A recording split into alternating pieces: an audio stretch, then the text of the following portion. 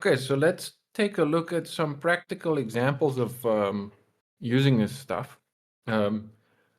This here is my virtual machine, my Fedora machine. So this is where we've been logging in with those SSH users, and this is also where I set up the change root jail.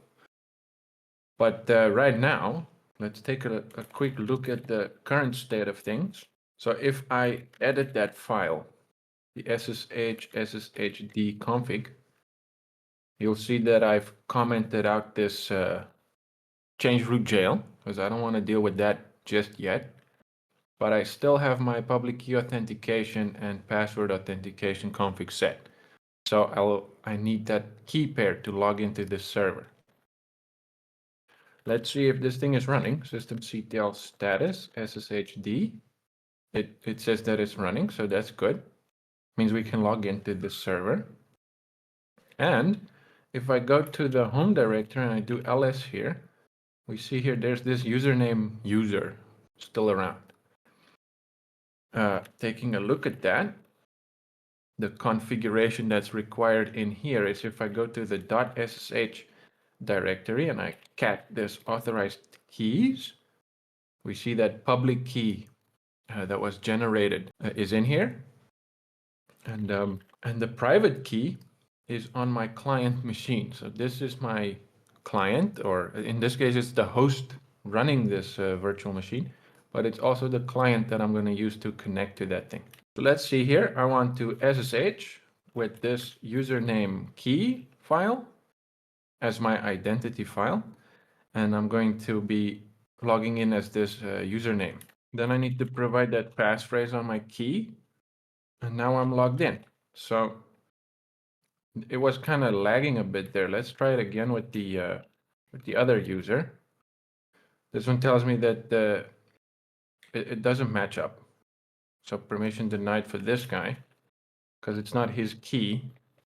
But if I type in this username and provide the passphrase, now I'm logged in as that user.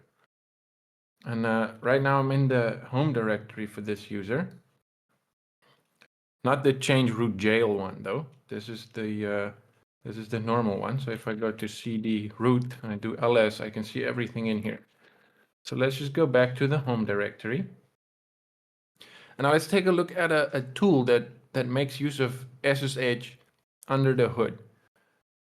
One thing we have in Linux, or I guess everything has it, is a copy command. So cp, and then I give it a file and I can copy this around on my local machine. But there is also this scp command. Don't add any numbers here because you might summon something, but let's take a look at it. I'm going to say test file.txt on my host machine. This is a test. And then I'm going to use the scp command. And for this, I need to log out because I'm not calling this from the remote server. I'm calling this from my local machine here. I want to copy this test file over there. So what happens is we say scp for secure copy, and then we give it the source. So in this case, it's going to be testfile.txt, and then the destination. And if it's a remote server, I need to pass in this bit of text here, which is sort of like logging in with an SSH user or logging into a remote server. Then I say colon, and I give it the home username test file.txt. So this is the final destination of this file that we're copying over. Let's run this just like this. It's going to tell me permission denied and connection closed. So what's going on here?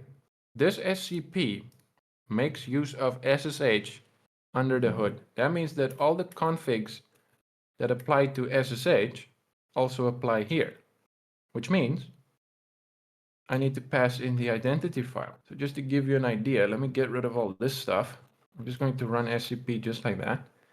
It gives me some usage guidelines here. So I see here there's some crazy thing in here. cipher, yada, yada. Here's an identity file, which is familiar, right? I use an identity file when logging in with my private key.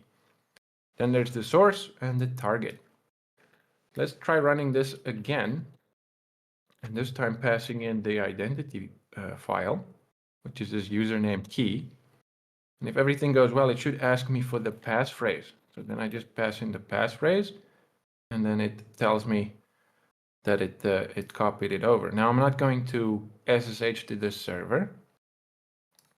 I'm actually going to take a look at it on the actual virtual machine running here. So I'm already in this directory where I put that file. If I do an ls here, we see there's the test file.txt.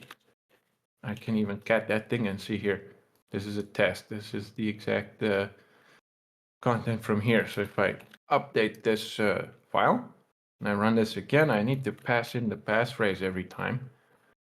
But now if I cat this test file, it's going to tell me that there's a content update. So that's kind of it. SCP, right? There's a whole bunch of tools that make use of SSH under the hood. So you might be familiar with the protocol known as FTP. You need a dedicated FTP server for that. But then there's also something called SFTP, and that's Secure File Transfer Protocol. It's doing file transfer over SSH. So the same configurations and things that that are required for the SSH command to work. Like if we take a look here, we give it the identity file and then the username is going to be required when you're making use of SFTP as well. This SCP is just one of the examples of an application that makes use of SSH. And by knowing SSH, like what we've done in the previous videos, puts you in a good position to make use of these tools.